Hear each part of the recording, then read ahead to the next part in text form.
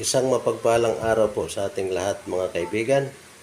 Pagpalain po nawa tayo ng ating Panginoong Diyos sa makapangyarihan sa lahat ang araw na ito para sa atin.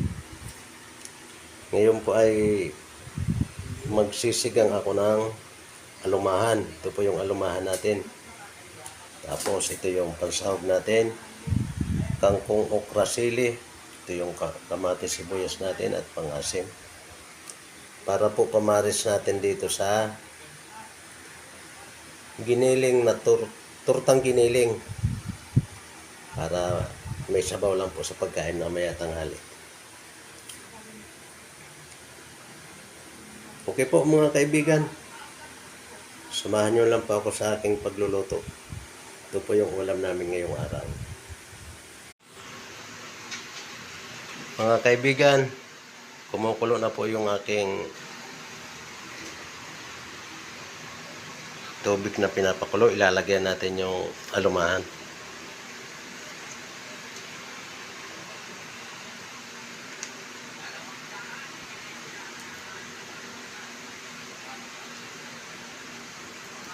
Yan po mga kaibigan.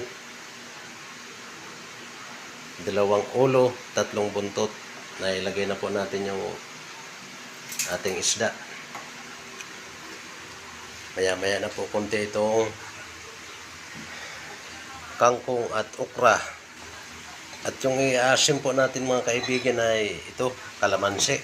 Masarap po sa kalamansi ang i-asim dyan sa alumahan.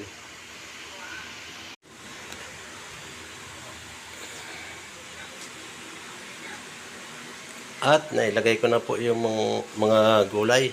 Ilalagay naman po natin yung asim niyang kalamansi. Ito na po. Ayun. Tapos, tatakpan po muna natin. Mga kaibigan, ito na po yung aking nilutong sinigang na alumahan. Luto na po mga kaibigan.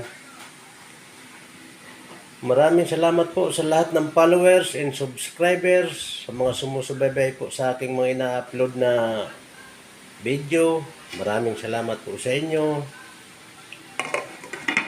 Sa mga silent viewers, maraming salamat din po. Shout out po sa lahat. Thank you for watching. God bless you all. Bye-bye.